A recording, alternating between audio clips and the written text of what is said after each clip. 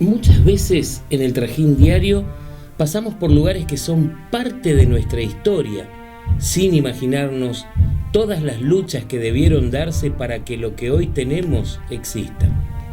Somos una provincia joven.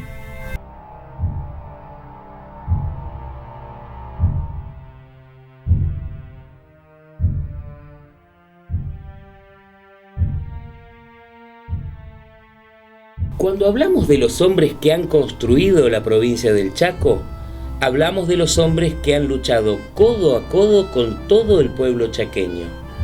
Vittel, Baroni y Torres Agasti son hombres fundacionales en lo que se conoce como la era del PJ clásico en nuestra provincia.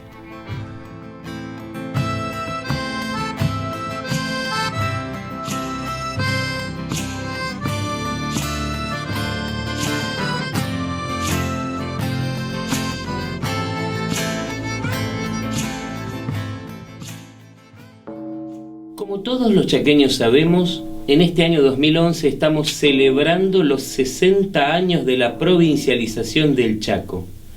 Sabemos que durante el segundo gobierno de Juan Domingo Perón, el pueblo y la ciudadanía de esta provincia han dado un paso fundamental en nuestra historia. Pero qué poco sabemos de los hombres y las mujeres que la forjaron.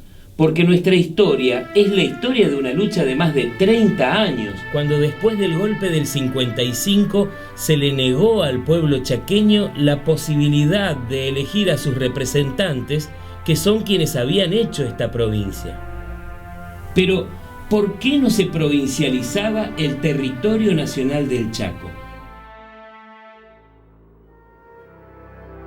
Provincias van consolidándose con un proceso creciente de organización, o sea, de las Provincias Unidas del Río de la Plata hasta la Confederación Argentina, hasta llegar a la República Argentina, pasan 70 años de historia, en donde la representación popular en la defensa de los intereses políticos forma parte de un diseño institucional colectivo.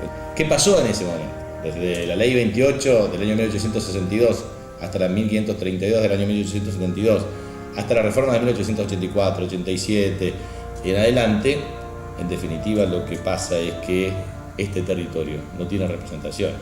Domingo Faustino Sarmiento hace el primer censo nacional de población y efectivamente no hay un registro histórico de cuántos habitantes vivían en nuestra tierra. Y no es casualidad porque en definitiva hay 30.000 personas que definen la representación popular en la legislatura, en el Congreso. Y en definitiva, quien no tenía representación en el Congreso no defendía los límites provinciales, y quien no defendía los límites provinciales, en definitiva, era vocato di cardinale para los procesos de negociación. Parte de la línea de los 18 grados del paralelo 28 se lo llevó Santa Fe, parte de la hipotenusa del triángulo rectángulo de Santiago del Estero se lo lleva a Santiago del Estero, parte de Salta, allá.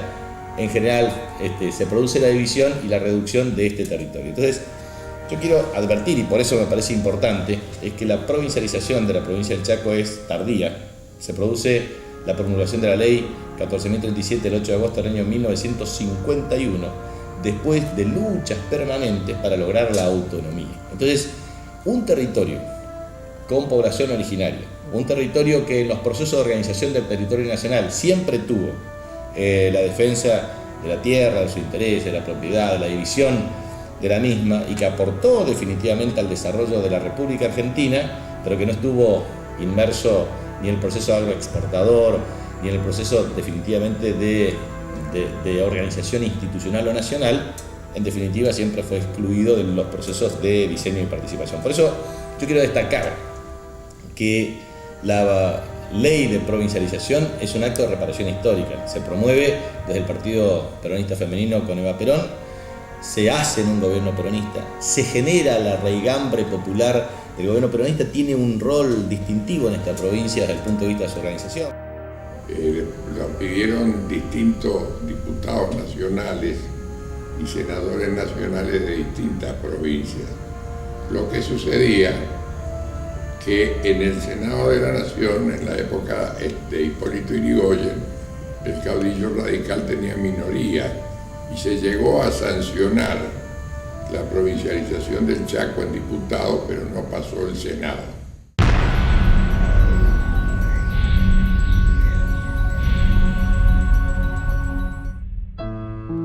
Para entender cómo llegamos a nuestra provincialización, tenemos que analizar dos esferas distintas, el contexto nacional y el contexto local. A nivel nacional, ya desde la primera presidencia de Juan Domingo Perón, en el plan quinquenal, se había establecido la progresiva provincialización de los distintos territorios nacionales. Y a nivel local, ya varios sectores venían reclamando nuestra provincialización. Yo quiero rescatar del olvido a alguien que murió antes del advenimiento del peronismo y que yo considero, por la historia de mi provincia que conozco, como el primer gran luchador por la provincialización del Chaco, que fue Juan Ramón Lestani, que presidió la Universidad Popular del Chaco y que fue el primer intendente socialista de la República Argentina. Y nosotros los chaqueños nunca le damos el lugar que le corresponde por su estatura moral, por su intelectualidad, porque Juan Ramón Lestani no fue un chaqueño más, fue, se puede decir, casi un estadista regional. También hay que destacar la lucha por la provincialización que venía desarrollando la CGT del Chaco y otros gremios de la provincia desde el año 1946, apoyados decididamente por Eva Perón. La ley de provincialización que se promulgó el 8 de agosto fue el comienzo del camino hacia la organización del Estado provincial. También sería el escenario en el que haría su aparición la primera raza de políticos chaqueños. En este escenario intervendría por primera vez a nivel provincial Deolindo Felipe Vittel. Pero ¿quién era Vittel? ¿Cómo llegó a ser vicegobernador a los 30 años? Vittel nació en Villa Ángela el 26 de mayo de 1922. Era el tercer hijo de Germán Vittel y Carola Van Estrate. Su infancia transcurrió en la estancia familiar, en los campos de algodón de la familia. A los 7 años, Vittel vería morir a su padre mientras caminaban juntos una tarde por un campo arado. Al verlo tendido en el piso, intentó hacerlo reaccionar, pero este no respondía. Entonces salió corriendo a avisar a su madre. Desde pequeño le tocó ser el hombre de la casa. A los 12 años, su madre le encarga ir al reparto de bienes que harían los hermanos de su padre. Viajó solo manejando un Ford A hasta la provincia de Santa Fe. A los 14 años, allá por el año 1936, es enviado como internado a cursar sus estudios secundarios al Colegio San José de la ciudad de Esperanza, provincia de Santa Fe. Es allí donde toma contacto con la política y a los 17 años se integra a la Alianza Nacionalista del Interior. En el año 1945 se recibe de escribano con tan solo 23 años. Con el título bajo el brazo, regresa a su pueblo natal para ejercer la profesión de escribano. Sería en su ciudad donde funda el periódico El Tapenagá. Yo venía todos los fines de semana a Villa Ángela y ahí nos conocimos cuando él era propietario o director de un periódico peronista que se llamaba Tapenagá, y sabiendo que yo vivía en la zona rural, me invitó a si yo quería colaborar con algunos escritos sobre cómo era el desarrollo de las escuelas en el campo, y yo le acepté, y con ese motivo empezamos a frecuentarnos cada vez más asiduamente desde el año 1951.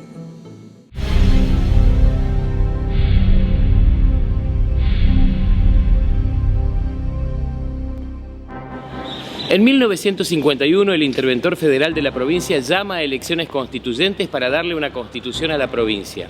La totalidad de los constituyentes era peronista. Hubo 8 representantes del sector gremial y 7 del sector político. Fue un ensayo que se llama corporativo, o denominaron corporativo, porque la Cámara de Diputados estaba integrada por 30 legisladores, 15 del sector político y 15 del sector de la industria, del trabajo, de los profesionales de todas las ramas que hacían a la vida provincial. Y los 30 legisladores fueron oficialistas, no hubo ninguno de la oposición. Primero porque no se presentó la Unión Cívica Radical. Segundo porque el Partido Comunista tenía muy poco caudal de votos. La convención constituyente duró 5 días, al cabo de los cuales se votó en esta escuela, la número 2, Raúl B. Díaz. La nueva provincia llevó el nombre de Presidente Perón. Tenía como particularidad la de establecer un sistema de doble voto entre ciudadanos y profesionales. El gobernador de la provincia era quien elegía al intendente. Pero, ¿cuándo se conocen estos 3 hombres del peronismo? Los 3 habían nacido en 1922 y serían la expresión del peronismo clásico de la provincia del Chaco. Alberto Silvestre Torres Agasti. Para los amigos, Toto. Nació el 8 de septiembre de 1922 en la ciudad de Puerto Tirol, Chaco. Era hijo de inmigrantes españoles. Se recibió de maestro en el Instituto Superior Juan Manuel de Estrada de la ciudad de Corrientes. Ejerció como docente en escuelas diurnas y nocturnas, dando clases en los primeros grados. En 1942 fue elegido como intendente de Tirol y para asumir ese cargo tuvo que pedir permiso a sus padres por ser menor de edad. Cuando don Felipe Gallardo asume la gobernación, lo designa secretario privado a Alberto Toto Torres Agasti. Y es ahí donde Toto se conoce con Vite. Danilo Luis Baroni nació el 12 de julio de 1922 en la localidad de Calchaquí, provincia de Santa Fe. Fue el menor de 10 hermanos de una familia de inmigrantes italianos. Estudió Derecho en la Universidad Nacional del Litoral, en la ciudad de Santa Fe. En 1948, con 26 años de edad, se recibió de abogado. Te contaba que mi padre vino de Calchaquí, Santa Fe, cuando se recibe de abogado. Va primero con su cuatía, después del crimen, y cuando se provincializa el Chaco, se crea el Poder Judicial de la provincia del Chaco, lo convocan, entre otros abogados santafesinos.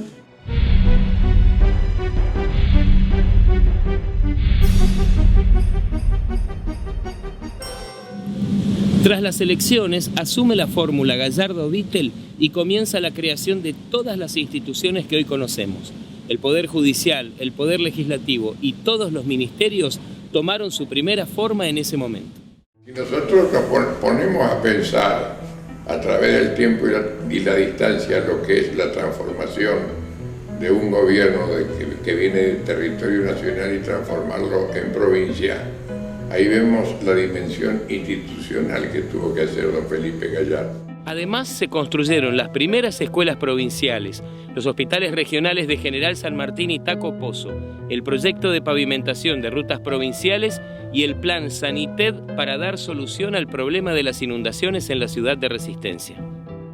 Consiguió de Vialidad Nacional los primeros 10 millones de pesos en un fondo especial para comenzar los estudios y pavimentar la ruta. Comenzó la construcción de la Casa de Gobierno, que el general Perón dispuso un aporte de cada una de las provincias argentinas, y esos aportes dados por las demás provincias, sus 2 nuevas hermanas, que era la provincia del Chaco y la provincia de La Pampa, hicieron que se comenzaran de inmediato a levantar la Casa de Gobierno.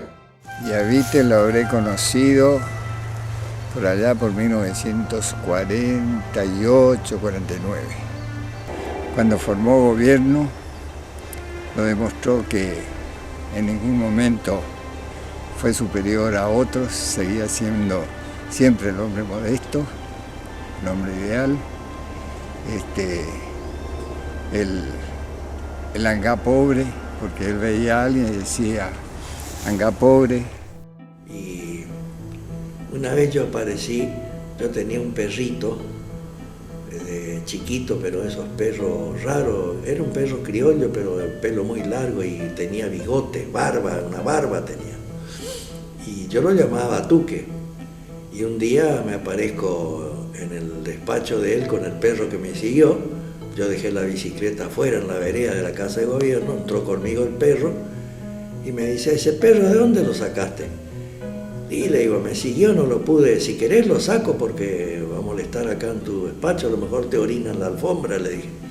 No, déjalo nomás, pero en este momento vos pasás a llamarte Batuque, me dijo a mí. Y fue el apodo que me quedó para toda la vida, Batuque.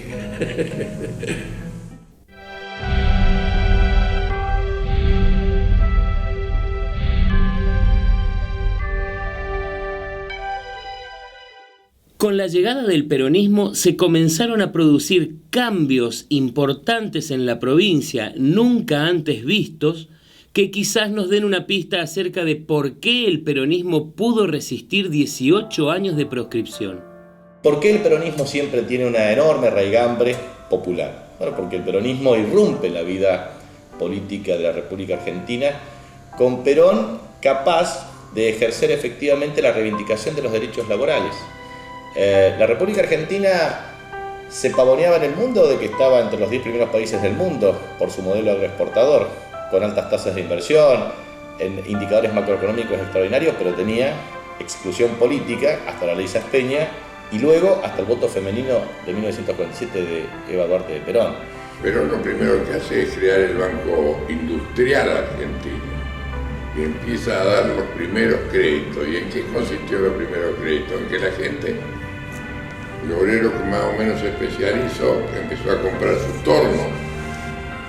Y lo veíamos eso en la ciudad de Rosario, en que cada galpón había un torno con un obrero haciendo piezas. Y así se fue haciendo la industria liviana argentina.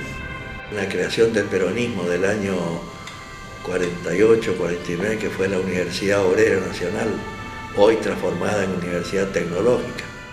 Cuando a las nuevas generaciones uno le dice que en el año 1946, o en 1945-46, en la República Argentina, no había jornada de 8 horas, no había sindicatos que representaban el genuino interés de los trabajadores, no había derecho a vacaciones pagas, no había convenciones colectivas de trabajo como fue la ley del 14250, no había salario mínimo vital y móvil. Entonces, las generaciones actuales no pueden entender que no existía la aplicación efectiva a la legislación laboral. Entonces, el trabajador logra la dignidad a partir del peronismo. Del mismo modo que, en definitiva, la mujer logra la igualdad de género a partir del voto femenino.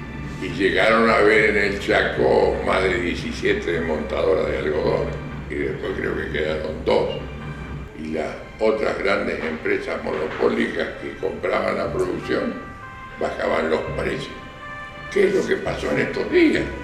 Tuvo que hacer un fideicomiso al gobierno de la provincia para tratar de mantener el precio del algodón, porque arrancó como todo en Villa Ángela y en 48 horas los grandes monopolios le bajaron el precio del algodón el 30%. Esta historia la conozco de que yo era criatura y la historia vuelve a repetirse.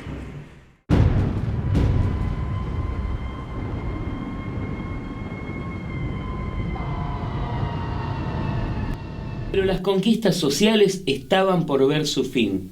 En el año 1955 se produce el golpe militar, el gobernador Gallardo renuncia y Vittel es el encargado de entregar el mando. Entonces Gallardo lo llama a Vittel y le dice que él a los militares no le va a entregar el gobierno.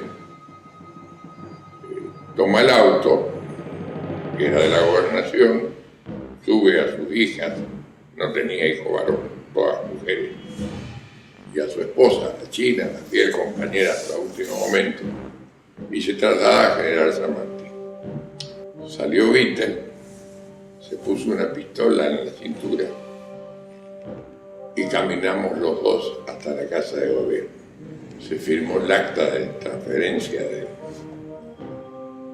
poder con el coronel Ortega, que era jefe del regimiento.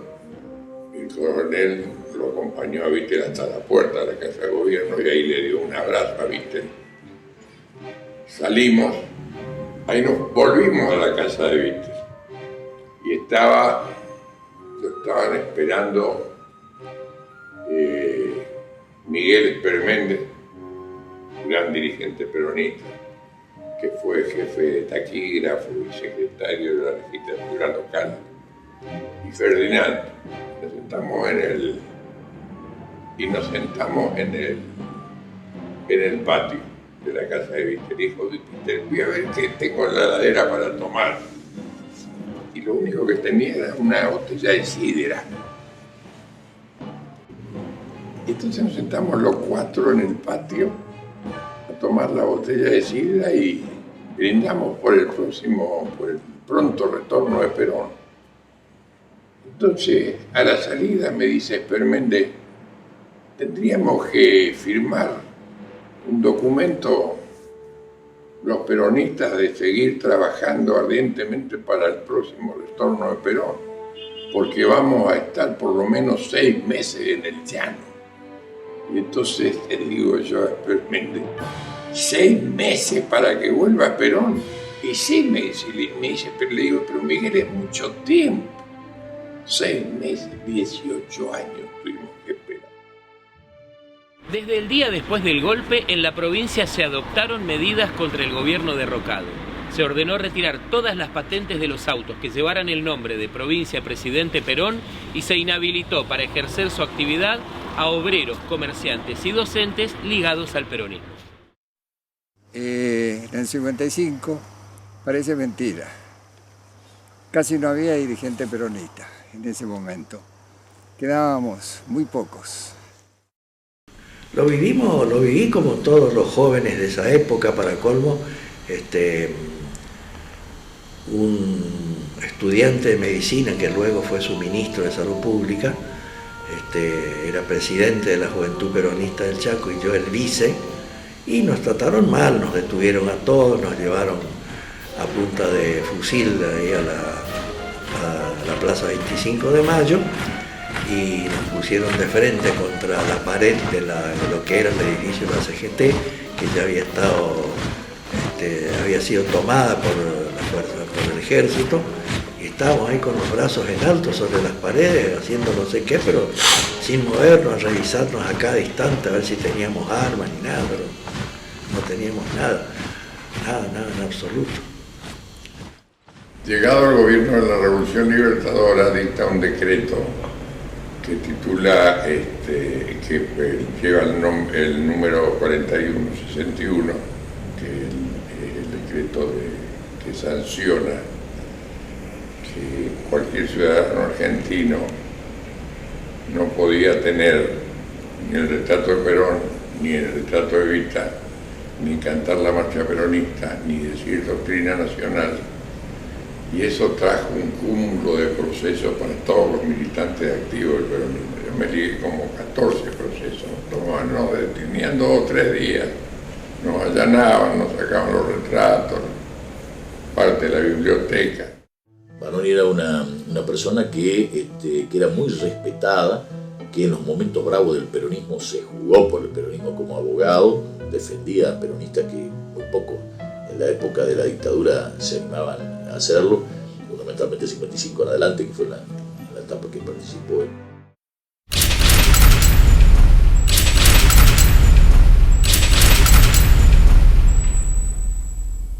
En esta esquina, Mitre y Rivadavia, frente a la sede del Partido Justicialista, se produjo una gran quemazón.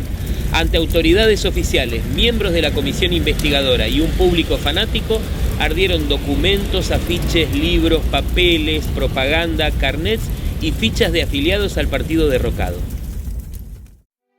Lado, Vittel, Cosamé, Martigarro, todo el gabinete provincial estaba en la cárcel nacional, en la U11, en la unidad 11.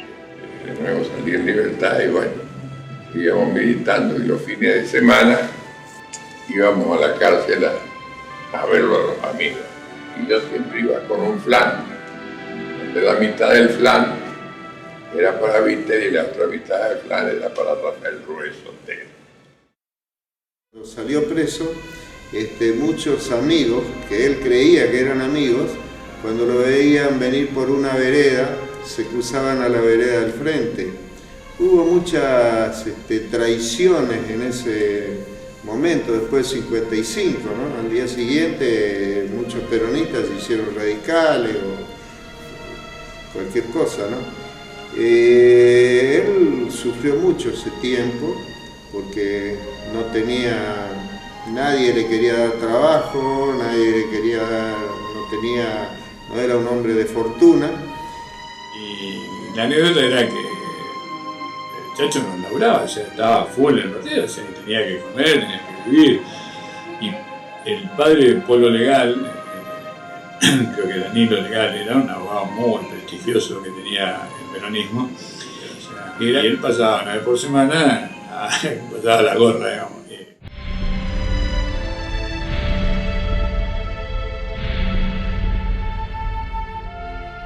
El 27 de abril de 1956, las autoridades nacionales dejan sin efecto las constituciones de Chaco, La Pampa y Misiones. En esa misma línea, en junio se designa la comisión redactora del Estatuto Provisional de esta provincia. Una junta consultiva provincial, integrada principalmente por radicales, acompañaba y asesoraba a las autoridades en esta etapa de transición. Mientras tanto, el peronismo seguía reuniéndose en la clandestinidad. Nos buscaban con un silbato, entonces nos escapábamos por los montes de noche, sentíamos el silbato que nos daba, ¿cómo te voy a decir?, pavor, ¿no? Pero las cosas que nos hicieron, si nos hicieron cualquier cantidad de cosas. Y Víctor siempre estaba al lado nuestro, chicas, tengan cuidado, hagan esto y esto, siempre estaba en cuidado con nosotros. Nosotros, para tener a los compañeros que no se nos vayan captados por el socialismo o captados por el conservadorismo, por otro lado, entonces permanentemente hablábamos que se estaba en ebullición y en organización un golpe que era serio. Y yo nunca me voy a olvidar de uno que me paró un día en la calle y me dijo: compañero Adán, yo ya no tengo más mi revólver para la revolución. Y digo: ¿cómo no tener revólver? ¿Qué pasó? Y los tuve que vender, y si no tengo trabajo. Esa era la mística peronista. Una vez tuvimos una reunión clandestina en una pista de baile acá allá por el 1957, y se llamaba pista de baile La Carmelita. Sabíamos que estábamos todos controlados, pero como estábamos en un pueblito afuera, en las colonias, por ahí no se metían mucho. Entonces, en aquel entonces que era prohibido decir Perón, pues te fusilaban, y llevar una figura, una imagen de Perón, nosotros íbamos al monte, levantábamos un parlante esos de gran potencia, que kilómetros en el monte se lo escucha, poníamos la marcha peronista. Se le ponía a la gente los pelos de punta a escuchar eso que era prohibido. Y sentíamos los galopes de caballos del ejército a buscarnos. Se apagaba eso y nos podían encontrar, y le salía otro a lo mejor a los 2000 metros. Y terminaban fracasando. Esas tácticas que empleaba Vittel hacían, ¿cómo diría?, a que la gente vuelva otra vez al peronismo, a encender la chispa, y después empezaban otra vez con el tiempo las pintadas de cal y tiza. Y esa reunión en la pista La Carmelita se realizó justamente con un congreso de delegados que la presidió Vittel, y nos llegó la policía. Y hubo un desparramo, nos tiraron gases lacrimógenos a los que los alcanzaban con los bastones a castigar, a golpear a la gente. Salimos disparando de ahí para que no nos chape la policía en bicicleta. Yo manejaba y él sentado en el caño, y disparábamos por un camino de tierra que en ese tiempo, lo que hoy La Carmelita, está todo urbanizado al máximo, muy lindo quedó, pero en aquellos años no. Y fuimos a parar porque se rompió la horquilla de la bicicleta con el peso de ambos, éramos ya bastante gorditos, y caímos en una zanja, y dejé la bicicleta en la zanja y salimos corriendo a pie. No nos agarraron. Desde los sabotajes, los caños, las bombas caseras, las huelgas, todo era válido para desmoralizar al enemigo. El peronismo del Chaco estaba por dar una de sus más largas batallas. Se basaba en reuniones clandestinas de los grupos militantes, a veces bastante numerosos, nos íbamos afuera de la ciudad de Resistencia, a la costa del Río Negro, y ahí nos íbamos a reunir otras veces en la casa de un compañero, Mario Villalba, que después fue compañero de fórmula de él, de Vittel, en la vicegobernación, o en las casas de nosotros, de los militantes, porque siempre, y eran reuniones como para difundir, comentar y o poner en práctica directivas de Perón que venían a través de cartas, y eso se difundía en cada reunión que hacíamos en los barrios, en los circuitos electorales, en todo el interior de la provincia. Vittel viajaba mucho, constantemente, nunca tuvo un medio propio, siempre para trasladarse de un lugar a otro había compañeros que con una caballerosidad y generosidad extraordinaria que lo llevaban en sus autos particulares. Por otro lado, el peronismo hizo del terreno extraoficial su mejor campo de operaciones. La estrategia fue llamada Parlamento Negro o Gabinete en las Sombras. Perón negoció con la fórmula Frondizi Frigerio un apoyo condicionado y movió distintas piezas buscando mantener la unidad. Cuando llega la elección de 1958, cuando después del golpe militar, la Libertadora, había que elegir autoridades, Frondizi hace el acuerdo famoso que negocia con Perón a través de Frigerio, el famoso acuerdo de Frondizi con Perón, que entonces acá se estaba propiciando el voto en blanco, porque no había propulsión del peronismo. Entonces, frente a eso, llega una orden donde decía que había que votar al candidato radical, que era Duque. Y era Duque el candidato radical, el candidato de la que llamaba la UCRI. Una de esas noches coincidió que se fue Vittel a mi casa y mi suegra le cocinó los bifes como él quería, y después me dijo, ya cenando, che, Batuqui, ¿qué te parece este asunto de la orden del general que hay que votarla a Frondizi? Pero a mí me revuelve el estómago, pero voy a votarla, dice, porque es la orden del general. ¿Y vos qué vas a hacer?, me dijo. Entonces había que votar a Duque. Cuando Gallardo recibe la orden, se niega a hacer campaña y dijo, no, nosotros dijimos que no votamos, y Gallardo se empaca y no. En cambio, Vittel acepta la orden viene del general, y entonces se mueve y le suman votos a Duque y gana Duque. O sea, Duque gana en la provincia, Duque, que fue gran gobernador de los caminos, gana con votos peronistas también.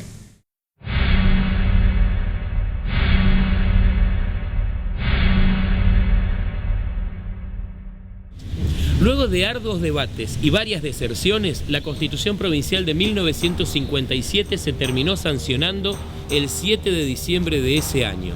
Esta Carta Magna Provincial consta de 8 secciones, 27 capítulos y 215 artículos, y aún en esta versión nosotros encontramos una concepción verdaderamente progresista de la legislación social. En algunos de sus artículos se destaca que la economía estará al servicio del hombre, que la propiedad privada queda subordinada al interés social, y algo digno de destacar en lo que hace a integración de los pueblos originarios, la supresión de todo sistema que los conduzca a explotación laboral, a discriminación y exclusión.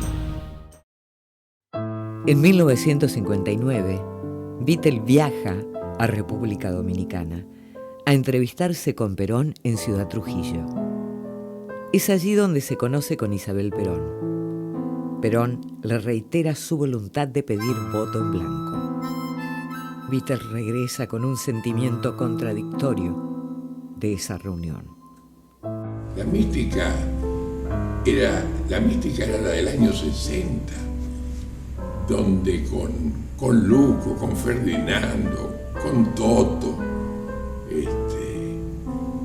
recorríamos la provincia en lo que teníamos, no teníamos, y en colectivo. Irma Yapur, la Chocha Sánchez, Liliana Menéndez, María Chaquires de Palacio. Recorríamos la provincia en colectivos para levantar tribunas y hablar del voto en blanco. No íbamos en ninguna candidatura y lo hacíamos con una pasión, llamando al voto en blanco con el eslogan "Voto en blanco, que si gana el voto en blanco vuelve Perón".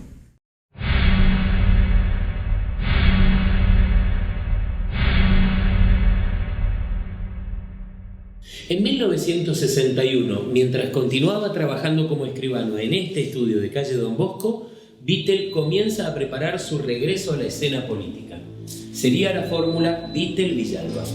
Cuando íbamos en campaña al interior, a veces nos quedábamos una noche, nos fuimos a Colonia Elisa, en campaña ya para su primera gobernación.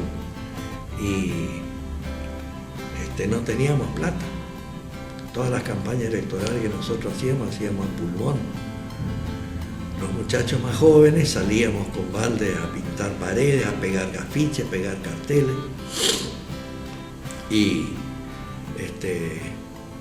yo había llevado, no sé si 10 o 15 pesos de aquella época, eran pesos moneda nacional, estoy hablando del año más o menos 1961 o 62.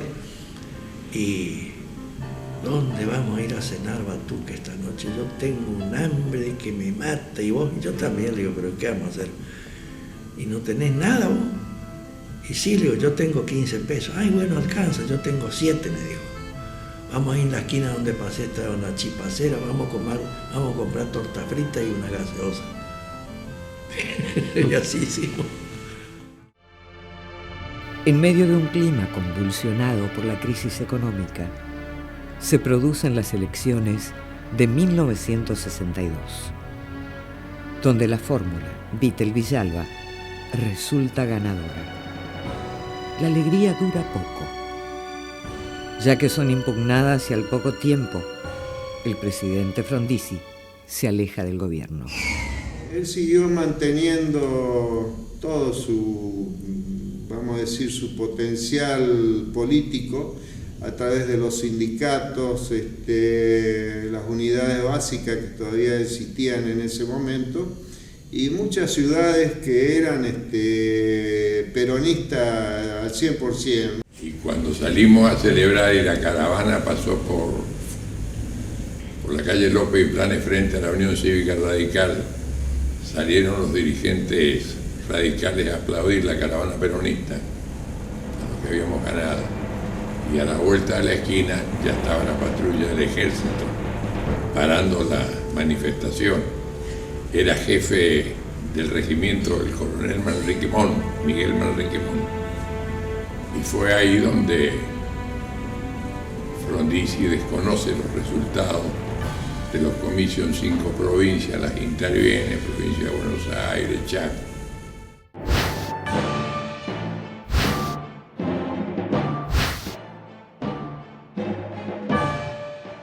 Cuando en 1963 se convoca nuevamente a elecciones, Vittel ya había aprendido la lección.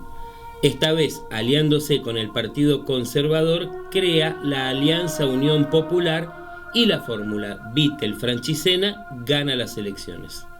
Nosotros fuimos a Buenos Aires con Vittel, con Benito Gutiérrez y con Eduardo Orcola a tratar de entrevistar al ministro del Interior, que era el general Osiris Villegas, a ver si iban a respetar el resultado de la votación en el colegio electoral, o si directamente iban a proscribir la fórmula. No pudimos hacerlo, no nos recibió. Como en la Argentina se había impuesto un sistema de voto indirecto a través de electores, se vivieron días de incertidumbre ya que el cuerpo no se reunía por falta de quórum. El doctor Marcelino Castellán, entonces interventor federal en la provincia, era quien tenía que entregar el mando. Así se asumió el gobierno el 12 de octubre de 1963, cuyo interventor federal en esa época era el doctor Marcelino Castellán de la Unión Cívica Radical. Y todo el gobierno del doctor Marcelino Castellán renunció para no entregarle al gobierno a Deolindo Felipe Vite. El peronismo en el Chaco había logrado lo impensable, su retorno al poder. Casi sin fondos, Vittel prepara una cena para lograr los acuerdos necesarios previos a su llegada a Casa de Gobierno. Un billete de lotería, no tenemos plata y vamos a ver si tenemos suerte. 22.281. Al otro día la grande, el entero. De un viejito que lo devolvió 18 años que lo jugaba y nunca sacó nada. Parece que estaba predestinado para nosotros. Yo no manejo bien los pesos, no soy financista. Por lo tanto me encontré con mucha plata. De la nada mucho, bastante. Entonces Vittel asume en ese momento de gobernador, en hace unos días. Y me dice, che, necesito, antes de asumir, necesito invitar a amigos. No tengo con qué, viste, yo banco todo. Vamos. Hicimos una gran cena. Me acuerdo que vinieron toda la gente especial que él necesitaba. Y bueno, parece que Diosito nos iluminó con esa plata para que podamos ayudar a los que necesitaban. Entre ellos uno era nuestro gobernador. Constituyó un gabinete muy sensato de hombres probos. Estaba como ministro de Gobierno el doctor Danilo Luis Baroni, como ministro de Salud Pública el doctor Danilo Pastor y como subsecretario el doctor Adolfo Torres Sagasti, que después, ante la renuncia de Pastor por fallecimiento de su esposa, asume el ministerio Adolfo Torres Sagasti. Rápidamente retoma los asuntos que consideraba vitales para el desarrollo del Estado. Se resuelve continuar con la pavimentación de rutas iniciada por Anselmo Duca, la construcción de un atracadero en Antequeras y el dragado del Riacho Paraná. Ante la crisis energética se planea y se comienza a instrumentar la construcción de una usina en Barranqueras. Cuando él asumió en el 63, el pavimento llegaba acá, apenas pasaba Tirol. Cuando llegó a Presidencia de la Plaza, se hizo el acto de inauguración que llegó ahí, pero él le pidió que cortara la cinta a don Anselmo Zoilo Duca y le adjudicó el mérito de eso a don Anselmo Zoilo Duca. Durante su gestión se realizaron diversas obras de infraestructura. Se construyó el Hotel de Turismo de la ciudad de Sáenz Peña. Con fondos nacionales se realizaron obras de construcción y refacción de edificios escolares, la construcción de nuevos hospitales y se amplió la red de agua potable y energía eléctrica a distintas localidades del interior provincial. También se inauguró el Aeropuerto Internacional de Resistencia. La isla del Cerrito la recuperó el gobierno de Vittel, con una comisión que se hizo y fue a Buenos Aires. En ese gobierno de la nación era gobernada por Ilia y Perete era el vicepresidente, y a los 15 días se transfirió la isla y el leprosario, todo el sanatorio Verasturi, a la provincia del Chaco, porque acá no había camino para ir a la isla, y eso no se dice. Se habla de la isla, pero no se dice que fue en el gobierno de Vittel, o sea que el mérito yo creo que es de Vittel. Otra de las obras visibles hasta el día de hoy de aquel periodo es el edificio de la Casa de Gobierno, que hasta aquel momento funcionaba en su versión reducida al edificio lateral. Desde su inauguración, todos los ministerios comenzaron a funcionar en estas oficinas. Lotería Chaqueña, por ejemplo, se hizo en el gobierno de Vittel y por decisión de él, ¿no es cierto? Él era el gobernador, pero él nunca dijo que él fue. Él siempre le adjudicaba a don Vicente Amores, que había sido el que presentó la ley en la Cámara de Diputados para la creación de lotería. El gobernador de Olindo, Felipe Vittel, debió encarar su gestión con serias carencias presupuestarias. Además de todo esto, sufrió una sanción por parte del Comando Superior Nacional Justicialista por haberse presentado a elecciones con la boleta del Partido Conservador. Esto, además, generó serios enfrentamientos dentro del Partido Justicialista local. Y Vittel fue más práctico, más pragmático, porque él entendía de que el partido debía funcionar. Por eso es que por ahí se presentó a unas elecciones como Unión Popular, digamos, encontrar la fórmula, una vez lo sancionaron también. Él desacató en un momento la orden del voto en blanco, ¿no es cierto? Después Isabel vino al Chaco y Vittel dictó un decreto del Poder Ejecutivo Provincial declarándola huésped oficial del gobierno de la provincia y se hospedó en un hotel céntrico de acá. Ella vino acá al Chaco, estuvo prácticamente una semana, llegó un lunes y se fue un sábado, recorrió mucho, anduvo mucho, así que eso creo que después le sirvió mucho a Vittel para su acercamiento al general Perón.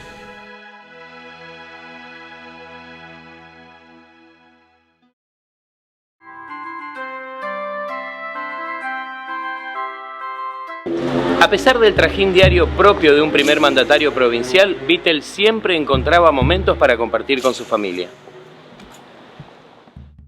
Y ese era mi cuñado, una persona así simple. Eso es lo que yo quiero destacar con todo esto. Don Chacho era el que le ponía las medias, lo que sé yo, igual a Jenny, que era una mimada, malcriada. Me acuerdo que una vez vinieron todos los japoneses y Jenny quería hablar con su padre, entonces allí estaba en la casa de gobierno, no es que se podía entrar nomás, sí, era el gobernador. Por supuesto que mi sobrina, Jenny, era re malcriadísima y lo quería, adoraba a su padre. Estaban todos los japoneses, interrumpió ahí, le dijo al padre que tenían que irse ya porque la comida se enfriaba. Entonces les tuvo que invitar a todos los japoneses y justo ese día había guiso de arroz, así que estuvieron de lo más felices. Recibía delegaciones y él se levantaba del escritorio y trataba con la gente, se le sentaban en el sillón del gobernador y él se quedaba parado y decía, bueno, gobiernen ustedes ahora, ayúdenme, ¿no? Era así, abierto. Más de una vez terminaba su tarea, su jornada en el despacho y salía y se iba caminando a 3-4 cuadras en un bar que se llamaba La Estrella, y ahí nos reuníamos todos los militantes y los compañeros.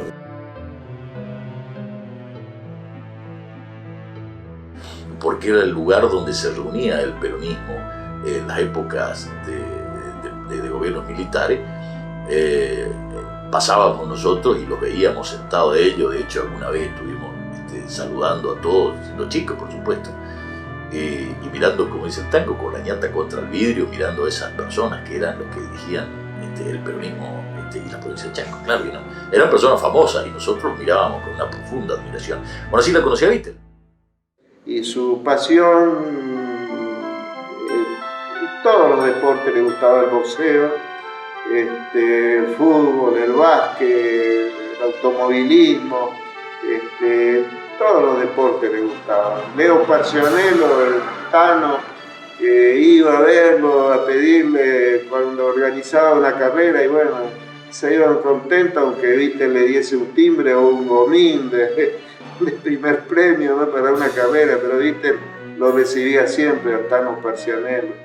Ustedes pueden ver a Vittel en la foto cuando visita Bonavena y está Bonavena sentado en su despacho como gobernador y parece que está firmando decretos. Y le era un loco del deporte, le encantaba el boxeo, como no, y el fútbol y River. Hablemos de estos tiempos, ¿no? Y Vittel era capaz de hacer cualquier cosa por Chaco Forever, ¿no? Así, y sufrió y acompañó a Forever en infinidad de oportunidades, viajando, viendo partidos. Y la otra imagen que tengo de Vittel también personalmente es cuando yo estaba partiendo con un camión del ejército, Unimov me iba a cubrir la inundación del 64 en YPF y él estaba caminando frente al Radio Chaco. Hasta ahí había llegado el agua de aquel lado del Paraná. En el año 66 me acuerdo que toda Resistencia, o casi toda Resistencia, y parte de Gran Barranquera estaba por una inundación que se había producido, ¿no es cierto? Y él recorriendo... Un día habíamos vuelto de Barranquera y él estaba con los pantalones arremangados, descalzos, y habían llegado el ministro del Interior y otros ministros que había mandado el presidente Illia, justamente para darle asistencia, ¿no?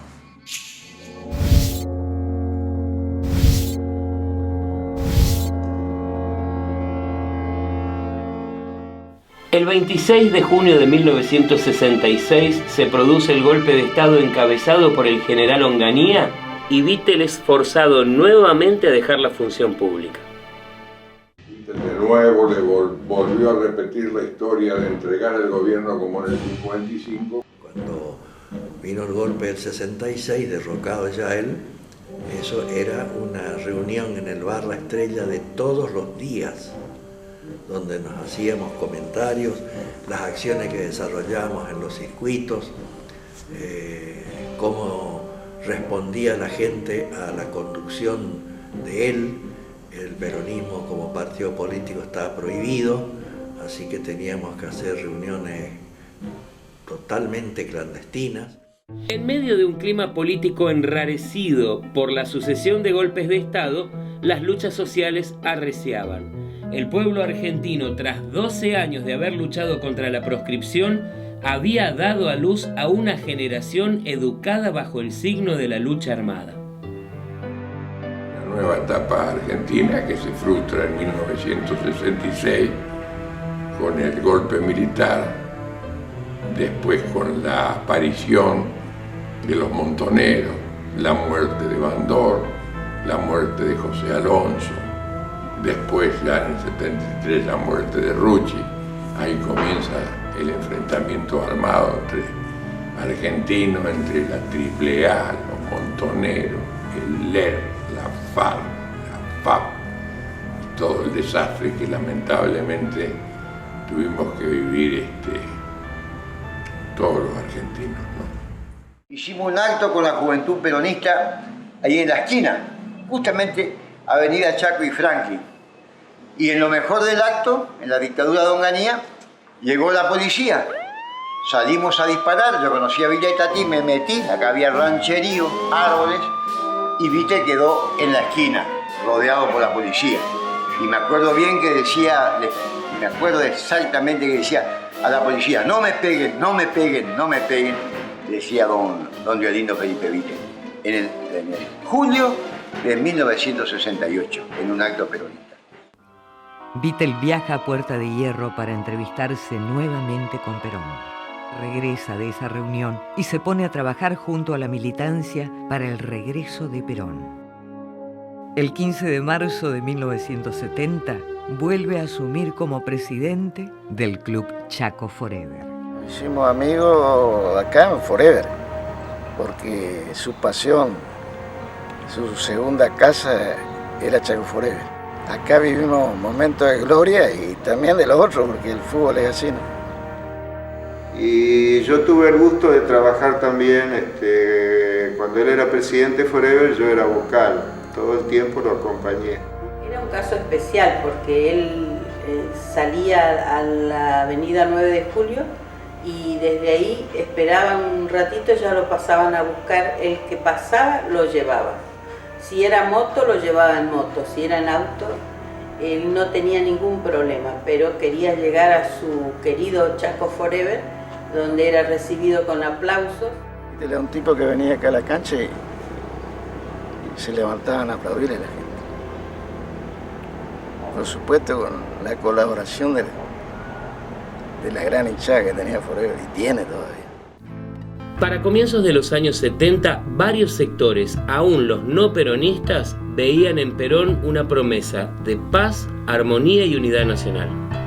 Como provincia básicamente algodonera, la escasa coparticipación federal y una espiral inflacionaria aumentaba el descontento social. En 1972, Vittel es invitado por Perón a integrar la comitiva en el vuelo charter de su regreso histórico al país.